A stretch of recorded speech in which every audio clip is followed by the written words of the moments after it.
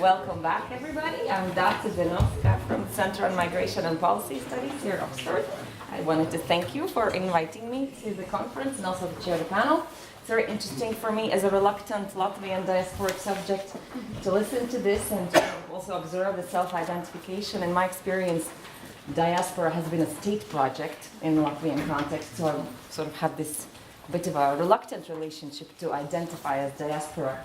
But we'll see how it goes. So without further ado, then I will invite Yiorgos Anagnostou to give your presentation. Thank you very much. Hello, thanks for coming. I'm Yiorgos Anagnostou from Ohio State.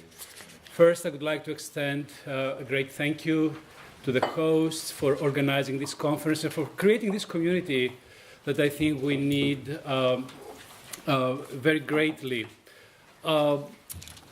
I will be speaking about, and my thoughts are preliminary, so I will provide a general overview of my specific project, which is work in progress. And I will be speaking about the larger context in which I operate conceptually and theoretically. I will be sharing some initial thoughts today about an identity narrative. The making of Greek American identities has been a preoccupation of mine for the last 15 years. I'm very much interested in the cultural politics of identities, who is producing them, for what purpose, what interests they serve, who is contesting them, and why. This is a narrative which is produced in the United States, and those who produce it also see it as applicable to Greece, but also to the global Greek diaspora. So in that sense, then I call this identity a transnational narrative because, again, it operates across national borders. And also I call this identity as, in terms of, I frame it in terms of citizenship, because it explicitly advocates a Greek identity, Greek American identity, Greek global identity in terms of rights, in terms of interracial alliances and solidarities. A transnational identity has a diasporic component, and since there has been discussion about how we define diaspora, here my starting point is in the most basic level. Diaspora entails a connection between a collective and a historical homeland. This connection can be real or imagined. So here then we're speaking about a narrative which has aspirations of applicability in the homeland, Greece, and therefore here we have an example of diaspora agency. I will be speaking about this identity narrative in three contexts. The first context is about the emerging situation where governments, the American government, the Canadian government, the Australian government are embracing diasporas as populations that can contribute to economic development, the enhancement of civil society, and geopolitical stability. And here we're talking about governments embracing the diasporas within their own home territories. Let's say the American government embracing the Greek American diaspora or the Somalian American diaspora. So, and we speak, and this in many ways is connected with the point that Irina, if I may, raised about the positive valuation of diaspora. Diaspora is seen as an agent of engagement, as a best state practice, and so forth and so on, which in many ways contributes to bilateral economic development. Once we identify this phenomenon, we approach diaspora as a governmental category. In other words, and this is my conceptual framework. In this particular case, I'm not interested in typologies of diaspora. I'm not interested in how certain individuals identify themselves in terms of diaspora and diasporic consciousness, although this is very important. But the fact that governments many times in partnership with economic institutions, which also have embraced diasporas as an agent of economic growth. The fact then that we have governments generating narratives about diaspora, it leads us to a framework of examining diaspora as a governmental category. And when I say governmental category, I mean narratives that regulate the content, the nature of exchanges, and the boundaries of diasporic affiliation. So here then, in this particular framework, we can document, for example, how the American embassy is creating a narrative of what it means to be a Greek American and a Greek American transnational and diaspora individual in the times of crisis, and I have spoken about these developments elsewhere. The second context, which relates to the first, is the fact that once we have the governments embracing diasporas as categories, we have a concomitant proliferation of narratives about diaspora. And if we see Greek America in the 1990s objected and contested the category of diaspora as self-identification, and we can discuss why. But here, now, these days, we see an increasing number of regional and national organizations embracing the concept of diaspora. In this context, I think we should keep in mind that diaspora is a contested category. Not everybody agrees what the boundaries and the definition of diaspora is. So in many ways, I'm very much interested in who embraces one definition of diaspora, why, who embraces another version, how these collide. And the larger framework, of course, is the Gramscian network, framework of culture as a social field which is bound to be heterogeneity, and different narratives clash for hegemony. The third context I will be situating my work is us, the academic community. I think this gathering is an incredibly important moment for us to think of what kind of community are we? Are we critically engaging with each other in a meaningful way? Are we speaking across disciplines? Are we in many ways engaging with ideas? Also, I think for me personally, but also as part of us, the academic community, the question is important of whether we're just scholars who document diaspora phenomena, or we're also diaspora intellectuals, where we assess critically the narratives that diaspora is producing, and we take a position about the implications, the social and political implications of these narratives. And the third point about us, the academic community, and I'm saying this in a kind of, it's not a resigned melancholy, but it is a melancholic sentiment that in many ways there is no critical mass, and I'm speaking here about the US context, which I know best. Although, of course, there are individual scholars who contribute wonderful work about the Greek diaspora, we lack the critical mass to examine the multifaceted developments of Greek diaspora in the United States. We are behind, and we are running behind, and a dusty cloud of developments in many ways is disorienting us. Because of the proliferation of diaspora expressions, there is a wealth of cultural and political and economic expressions that we simply do not understand. We don't have enough human resources to examine these developments.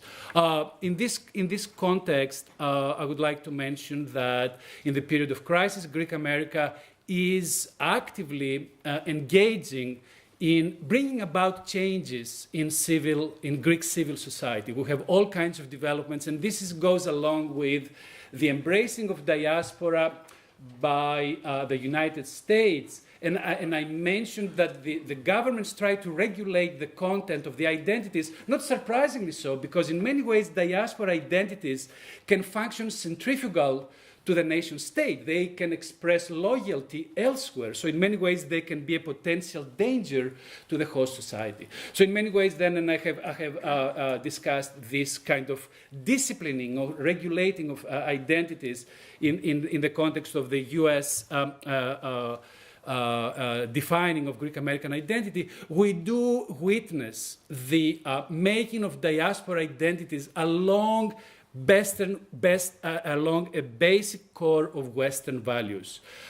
Gender equity in the workplace, transparency and the fighting against corruption, a betterment and a strengthening of the civil society, and very importantly, a tremendous emphasis on entrepreneurial development. The entrepreneurial discourse is very important. And again, we have all kinds of examples. Édousa Fakelaki, a Greek American, initiated this project in order to fight corruption in Greece. We do have the Hellenic Initiative funding startup companies in Greece. We have all kinds of fellowships bringing Greek graduate students to the United States for them to develop the entrepreneurial skills. To the best of my knowledge, there is no understanding of this practice because we do not study them. And very much, I think that we need site-specific ethnographic analysis of these phenomena to understand who is doing what, who is promoting it, how all these practices are resisted or somehow take hold. Just to outline my basic concern, I'm very much concerned about the emerging of the Greek identity in the context of the United States. We have two narratives that collide with each other. The first narrative advocates the bootstrap ideology that we say in the United States. It celebrates the self-preparing entrepreneur who works hard, he's he relies on himself without state aid whatsoever, and in many ways manages to succeed. I call this a citizenship narrative because in many ways it promotes what is good in life and how individuals place themselves vis-a-vis the polity. And here we have a narrative that celebrates individual initiative, entrepreneurial skills, socioeconomic mobility, where then a society is considered as an aggregate of atomized individuals who work for their self-betterment and the development of the economy. This mythology, this cultural mythology, because it is a mythology, it bypasses history,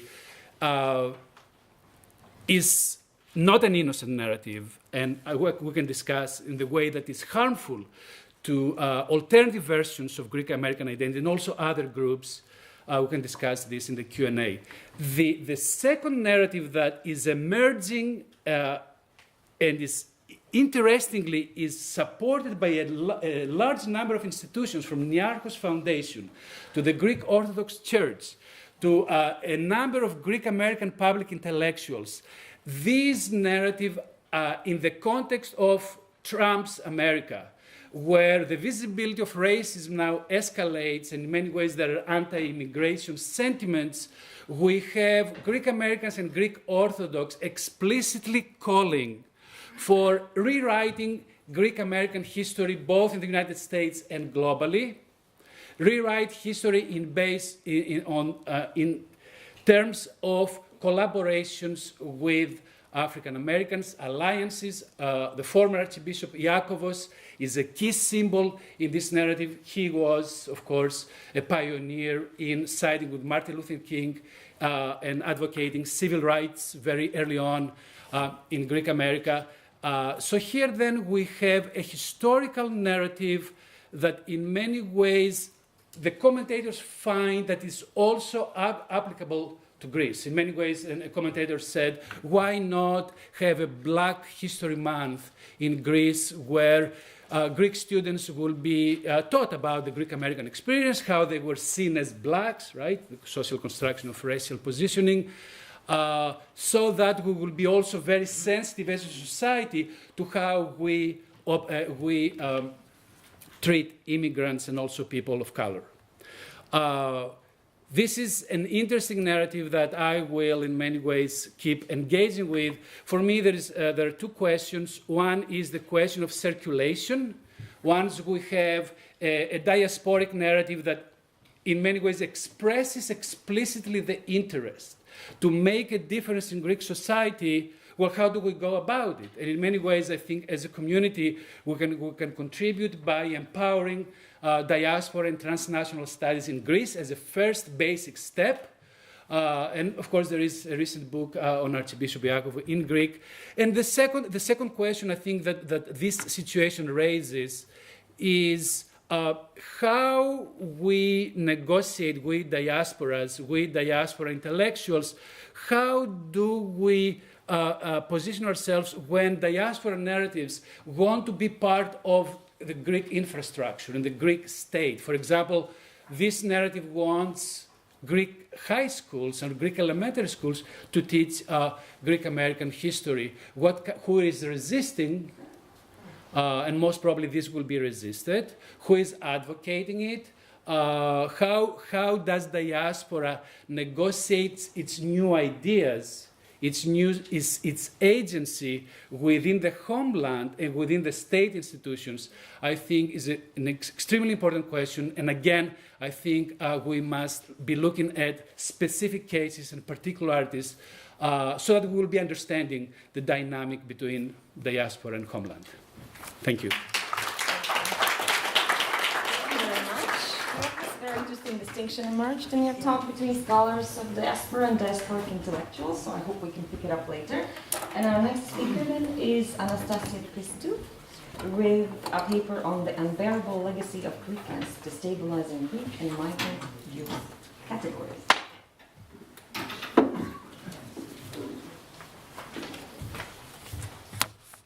Thank you. Do I need a microphone? That's the key question. No. It's a pleasure to be here today, and I would like to thank the organizers. I'm very grateful for their kind invitation and very generous hospitality to attend this extremely timely conference. And I'm also incredibly moved by having this diasporic reunion space and being immersed with scholars and intellectuals that take me back maybe quarter of a century ago, 25 years in my early days of being a diaspora student, and I still consider myself to be one. So fantastic to see you here, and I look forward to 2 days of no doubt intellectually absorbing and very fruitful, interactive and critical discussions on everything diasporic, in flux and in crises, which basically encapsulates my life, but I'll focus on the research in the next 15 minutes. One of the liberating aspects of having a compressed 15-minute allocated slot is escaping the hegemony of PowerPoint. So I'll be mapping some reflections on bodies of research that I've been conducting over the past decade or so that bring together diasporas, crises, and fluidity in relation primarily to youth and youth inequalities. So the paper discusses these varying dimensions of destabilizing rigid categories. My provocative title focuses on, inverted commas, the unbearable legacy of Greekness in trying to problematize and destabilize some of these categories. And the three bodies of work that I'm focusing on today, and just giving a snapshot, some insights, is a longitudinal study that I've been conducting over the past decade from 2008, the emergence of the crisis, to today, 2018, in looking at youth and the cultural politics of inequality. Second body of work is collaborative research with my colleague, anthropologist Domna Michail, over the past 5 years on second-generation Eastern European youth migrant lives. And finally, recent research on contemporary media discursive representations, looking at everything digital and visual, from newspapers to humor to art and depictions of austerity-driven crises in the wider public sphere and how that's performed. So 3 bodies of work. I associate those with 3 conceptual frameworks, and those basically refer to a concept that I'm constructing, and that is the fractured society. I am departing from notions of a broken society, which is one of the concepts that in this country a very right-wing and conservative media and political sphere has used to focus on decaying in society, social decay.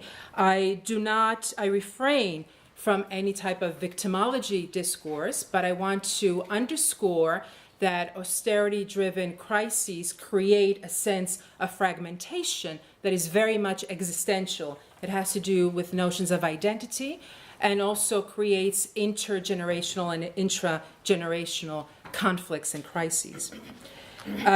A second core conceptual framework has to do with what I see as a tyranny of categories and how categories can fix individuals, collectivities, and groups, in particular solidified spaces, without understanding the very messy, sticky, real, and human aspects of their livelihoods. And this has to do primarily with migrants and their existential categorizations in terms of their citizenship and belonging in Greece.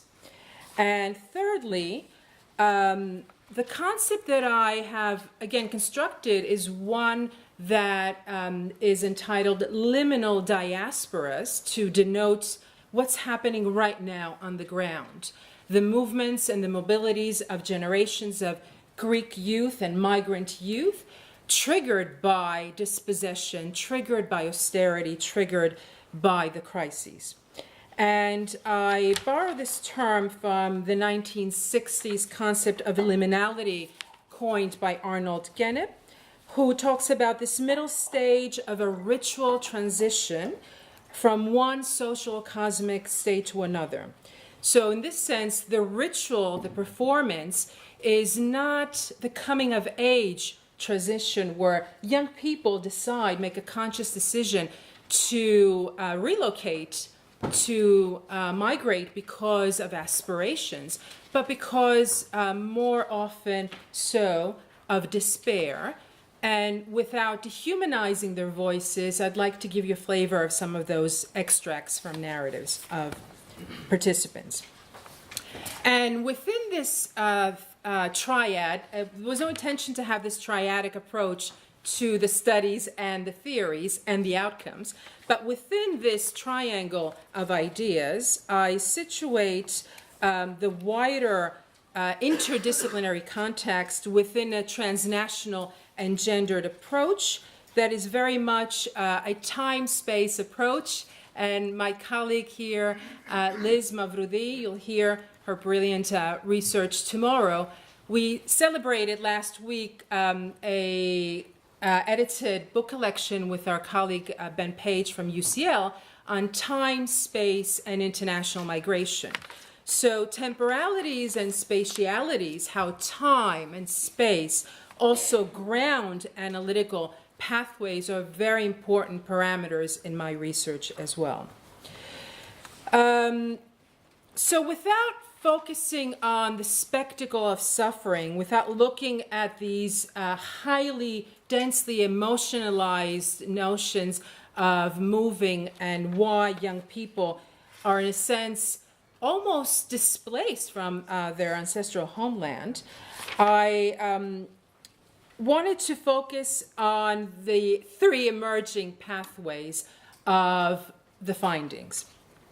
And those analytical pathways have to do with the existential, the identity, which becomes a new crisis in terms of who I am, where am I going, why, and in relation to life course and life stage. So, for example, youth, when young people cannot celebrate and enjoy that stage of livelihood, but have to support elderly relatives, not just aging parents, but also grandparents in terms of everyday necessities, in terms of livelihood and medical care and emotional support. So destabilizing even the category of youth because of dispossession, because of crises, austerity, and the wider context of social and economic crises. So critical ethnographies are what I endeavor to do in a very reflexive context, examining my sense of self and belonging as a diasporic Greek American, continuously on the move from one nation state to the other in terms of my professional, academic, or research mobilities, but also looking at how privilege, in the case of academics, for example, extremely privileged cohort of mobile professionals, are also shaped through the research process and the ethics of research. As an activist academic, the layers of that are even more fortified when listening to stories of trauma also reconfigure personal values and beliefs. So, three emerging frameworks in terms of the findings. One has to do with existential, with identities in the making, in flux, but shaped and triggered because of the austerity and the crisis. The second has to do with the pragmatic, the everyday life, ordinary, mundane things that we do in order to survive in our societies, in our families, in our neighborhoods, within wider framings of exclusion and xenophobia and racisms and wider systems in terms of the global scale of crises. And the third emerging analytical pathways has to do with something positive, so not just doom and gloom and despair, but new emerging solidarities on the ground. Solidarities that are forming between Greek youth and migrant youth in everyday life in terms of support systems that are emotional and also practical, that are very much ethical. They're based on principles of justice, principles of ethics, compassion, and equality. So in my last remaining minutes before I conclude, just a little bit of a flavor and an insight into the words, the voices of those participants. So a 25-year-old man, migrant, talks about the existential and pragmatic challenges that are entailed within this context. And I quote from Roger's story. For me, going back to Albania would be one step backward, not ahead. My parents don't even want to hear about this. One leaves Albania for Greece because the environment is much better. Then one has to leave Greece for a better environment. We must progress and develop, look for better and challenging conditions. We live at times that nothing is impossible.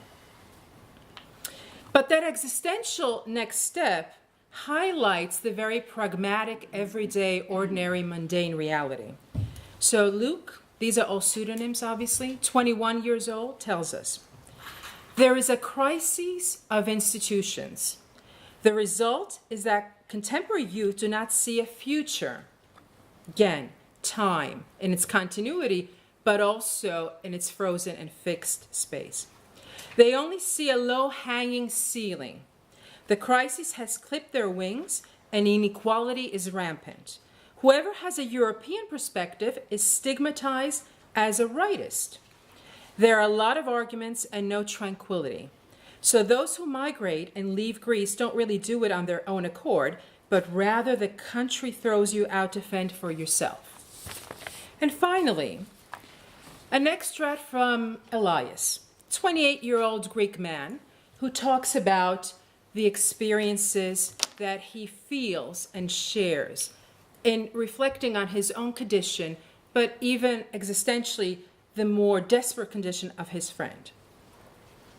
My best friend is Albanian, and he and his family are really on the verge of poverty and hunger. Personally, I have done more than 10 different labor-intensive working-class jobs. Parentheses, these are highly skilled, educated Greeks and migrants, most of them with postgraduate degrees, even doctoral studies. And I feel a sense of uncertainty. I'm still making a pretty good salary, and my family has moved to the village so they wouldn't have to pay rent. I definitely see more inequality in youth migrants, and I can see they have more obstacles despite the fact that they are very hardworking, a lot more hardworking than my family experiences, and under precarious and difficult working circumstances. I have Albanian friends who work from 7 a.m. to 7 p.m., 7 days a week, and they make 300 euros. And it is tough because they can't live on that money, and they have no personal life, no rest, no prospects. As a friend, I offer him solidarity, support, and money, but he's too proud, and he won't take it. And he's very upset about his personal circumstances. He is very depressed. And this triggers a new layer of looking at mental health and the repercussions of austerity in terms of mental health. To conclude, this project is not solely about addressing austerity as a symbolic signifier, as a trope, as a condition, but looking at the inherent triadic interrelationship of crisis, austerity, hostility, translated into mechanisms of neoliberal governance and neocolonialist oppression and xenophobic racializations. This particular research has explored those intra and interpersonal relationships, which are focal points for possibilities of resistance to dispossession in an era of austerity. So, how is humanity to be understood when youth are continuously on an everyday basis dehumanized? My particular research narrates such stories as both accounts of inequality and tropes for re-examining alternatives that social solidarity in the new utopia of the Greek context and a failing European project, both having created a new debt colony and new uncertainty for the future. Thank you very much for your attention. Thank you very much. I'm 15 minutes? discipline in this panel. Extremely Thank you very much. I self-disciplined. thought it was very interesting how the Greek and migrant youth narratives converge in a particular time space of modernity, how Absolutely. getting ahead is linked to certain sort of forms of moving in space. So I hope we pick on that up on that later. So next speaker, Vassiliki Chryssanthopoulou. Sorry if I'm That's not all right. placing the emphasis correctly. Just do it. With a paper on kastellorizo, and it's Diaspora in Australia, Traumatic Memories and Divergent Identities. Thank you very much. First, I'd like to thank the Greek Diaspora Project at CSOX, and in particular the conveners of this conference for inviting me to present a paper here. I'm an anthropologist. I teach at the University of Athens, Department of Philology, Classics. I have changed the title of my paper to the following, more general one. Greek ethno-regional diaspora communities in Australia, memory, identity and cultural sustainability. Among the matters I want to look at are how relationships between homeland and diaspora can be studied through the lens of ethno-regional allegiance and belonging. How have these relationships been conditioned by historical, often traumatic, and by social circumstances, which have created divergent identities between Greece-based and diaspora members of regional groups, but also within ethno-regional groups? And how do these divergent approaches to heritage combine to create new senses of belonging and new conceptualizations of the homeland among Greeks, both of the diaspora and those based in Greece itself? The concept of ethno-regionality as an aspect of segmentary Greek identity was recognized long ago in anthropological analysis of Greece. For example, the volume edited by Diamond and Friedel on regional variation in modern Greece and Cyprus. The concept provides a useful analytical tool for research on Greek identity. It refers to expressions of ethnicity and of local belonging, which, rather than being linked to national identity, go below it to the grassroots of community life. It is linked to values, practices, and exchanges developed in the contexts of family and community, where people's habits and emotions are forged. Scholars such as Wimmer and Glick-Schiller have cautioned us against making analytical use of methodological nationalism, an approach which assumes that people's actions and feelings necessarily presuppose their sense of national belonging. Indeed, it seems that for much of their lives, in their ways, values, and practices, and in their exchanges, people are often more in tune with their subnational, local allegiances and senses of belonging.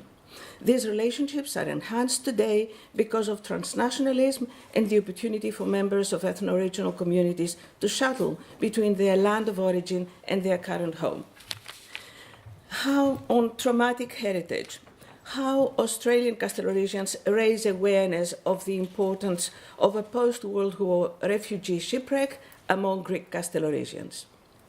Kastellorizo has been recently associated in the common imagination with announcements by various recent prime ministers of Greece regarding either the entry on the part of Greece into an agreement regulating its loan from the European Union and the IMF, or regarding its exit from the agreement.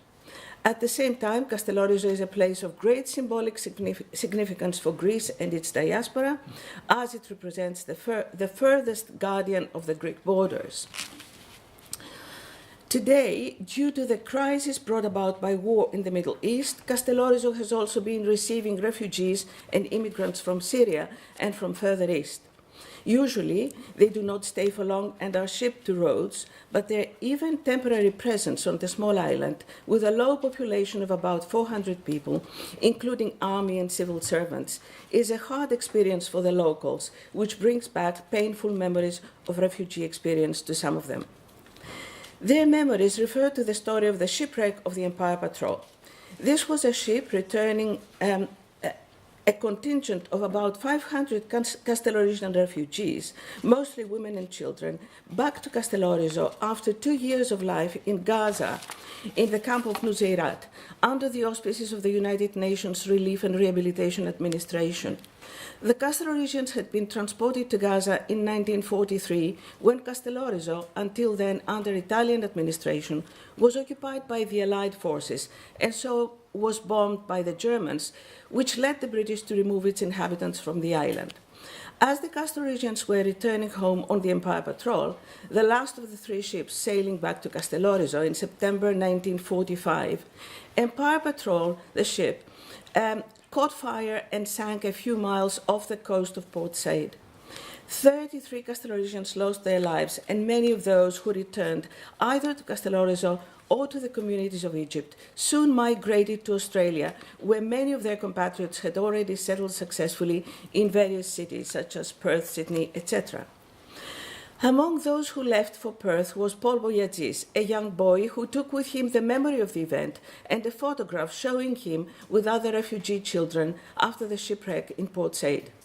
Paul went on to become a doctor and embarked on a systematic effort to keep the memory of the shipwreck alive as part of the Castellorisian history in the diaspora. In collaboration with other Castellorisians, he organized memorial services, published articles in Australian newspapers on the anniversary of the shipwreck, wrote a book, and finally was responsible for the creation of a site, empirepatrol.com, in which the events of the occupation of Kastellorizo, of the refugee years and of the shipwreck were recorded through narrative, poetry, and photographs. This site is much more than a lieu de memoire of the shipwreck. Australian-born Castellorisians and other people whose ancestors were associated in some way with the shipwreck visited to learn about the island's history, to reflect upon the post-memory inducing photographs, and to exchange information with other descendants of the shipwreck, as they call themselves, about their ancestors in the site guest book. The site is only in English and is obviously the work of diaspora Castellorisians. When I came across it on the internet and decided to use it as one of the foci of my book, I was struck by the prominence attributed to this traumatic memory by diaspora Castellorisians as opposed to Castellorisian resident on the island, who seemed to ignore it, despite the fact that many of them too had gone through the ordeal of the shipwreck.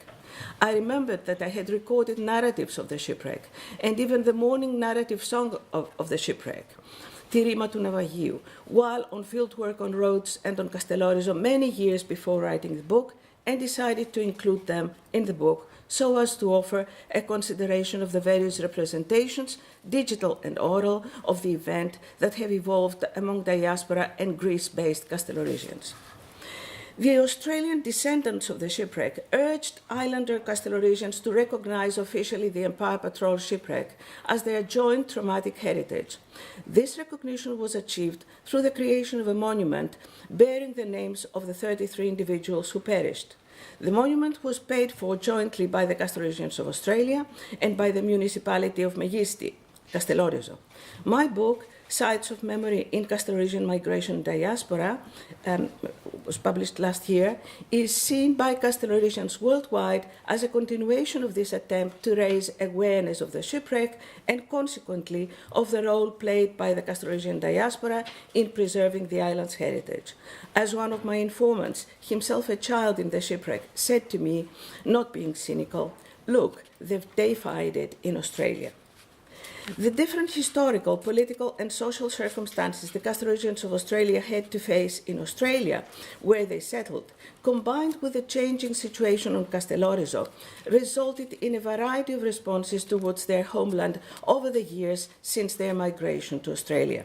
When I was carrying out fieldwork for my doctoral thesis in Perth in the mid-1980s, Kazis, as Australian-born Castellorisians are generally known in Australia, rarely visited Kastellorizo, which was still an island whose infrastructure was poor, while many first-generation Castellorisians declared to me that they preferred to remember their homeland in its glory rather than in the state of ruin and poverty brought about by World War II bombing, fire, and looting. From the 1990s onwards, however, Kazi homecoming to Kastellorizo became systematic. Second and third generation Kazis returned with their relatives to celebrate their weddings, characterized by a rich variety of customs and traditions, to claim back the homes of their ancestors, many of which had been taken over by islander Castellorisians, or to bring their children and grandchildren to the island so that the latter can be immersed in the language and culture of the place. An association, Australian Friends of Kastellorizo, recently renamed Friends of Kastellorizo, was created in 2010 with the aim of giving back to the island of our forebears, according to the motto printed on their newsletter Philia. Friends of Kastellorizo has been organizing student exchanges between Kastellorizo and Australian Castellorisians. Every year, visits to Australia by a couple of students from Kastellorizo are sponsored. In Australia, the young islanders are hosted by the Kazis and introduced to their way of life. In turn, Australian children with their Castellorisian ancestry visit the island and are hosted by Castellorisian families. All in all, the return of the third and fourth generation of Australian Castellorisians or Kazis to their ancestral island is a fact. It is partly due to the shipwrecked generation, Γενιά του Ναυαγίου, made up of people who were initially often looked down upon by their pre-war Castellorisian compatriots, but who have managed to make their story known and turn it into part of the Castellorisian migrant narrative and myth of Castellorisian success. The survivors of the shipwreck have clearly linked their traumatic past to their new identities as Australians.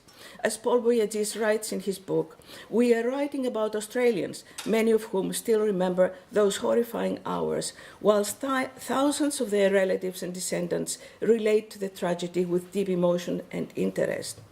Through his own and other Kastellorizians' efforts, Paul Voyages has indeed managed to make the story of the shipwreck the common property of Australia, part of its public discourse and history.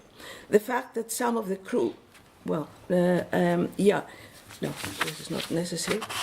As such, this sense of heritage has been reintroduced to Kastellorizo and raises awareness of their past among Greece-based Kastellorizians. The role of the researcher that is mine in enhancing this dialogue is evident, and it could not be otherwise. The increasing Kazi homecoming to Kastellorizo has generated jobs for the locals and helped the economy of the island. Kazis have strengthened their bonds with their ancestral island, recreating a new sense of belonging and establishing new relations with the locals based on a sense of shared heritage, traumatic in an important sense. Islander Kastellorizians, on the other hand, enjoy a new sense of self-esteem and even reassurance, knowing that they are not alone, but part of a much larger and stronger, prosperous and influential imagined community of compatriots. My other example refers to combined efforts generated to a large extent by Limnian Australians to enhance the connection between Limnos and Australia as part of a joint Gallipoli and ANZAC related heritage. As there isn't enough time to talk about it now, this can be done during discussion. And I will move to my concluding remarks. I must also mention that the connection between the Kytherians of Sydney and Greece via the Australian Archaeological School project was also mentioned earlier. This is another example. And I move to my concluding remarks. Okay, I have presented only a couple of cases illustrating the ways in which Greek ethno-regional diasporas interact creatively with their ancestral homelands in Greece during the current period of the Greek crisis. There are many more, not only resting on traumatic or war-linked pasts, but on other collective perceptions and memories of hardship, which form the basis for the creation of occupational or other perceptions of heritage. In the examples developed in this paper, I have attempted to illustrate how the members of Greek ethno-regional diasporic communities in Australia have endeavored to communicate past experience of hardship, first to the wider community in which they live, thus turning it into part of the civic or public history and myth of their host societies, as happens in the case of the Kastellorizians. I have also discussed the ways in which Kastellorizians and Limnians of Australia have tried to use this past of hardship to unite themselves with the communities of their homelands of origin in Greece, something which allows them to share in the social life, economic welfare, culture, and general sense of belonging of these regional homeland communities. By stressing such memories of traumas or hardship deriving from war situations as collective memories possessed both by diasporic and by Greece-based Greeks, the members of the ethno-regional diasporas reconstruct their sense of homeland in places where their kinship bonds or economic interests may have attenuated with the passing of time and generations. By stressing commonality of emotional pasts, such as traumatic pasts are, these diasporic Greeks claim ownership of the cultural and symbolic capital of their communities of origin jointly with their Greece-based compatriots. This sense of a common past, resting on shared suffering or war experience by themselves or their ancestors, is often expressed in initiatives on the part of these ethno-regional groups to turn this heritage into a resource useful both for themselves and for their ethno-regional compatriots in Greece.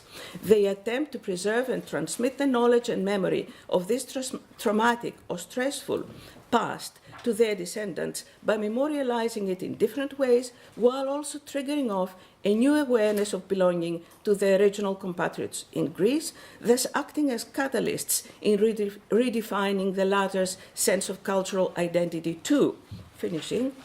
ethno-regional diaspora communities have never ceased to be in communication with their original homelands, and these relationships have undergone transformations according to historical, political, and cultural parameters and factors.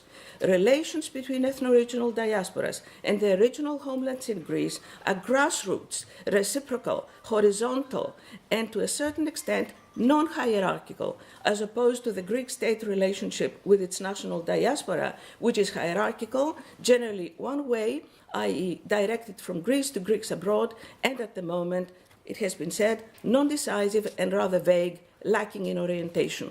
Of course, there are power relations between regional homeland and ethno-regional diasporas, but both sides normally acknowledge each other's importance and interact regularly with each other. Diaspora Greeks invest in their original homelands emotionally, culturally. Yes, I'm reading the final three lines. Okay. Diaspora Greeks invest in their original homelands emotionally, culturally, and materially, economically.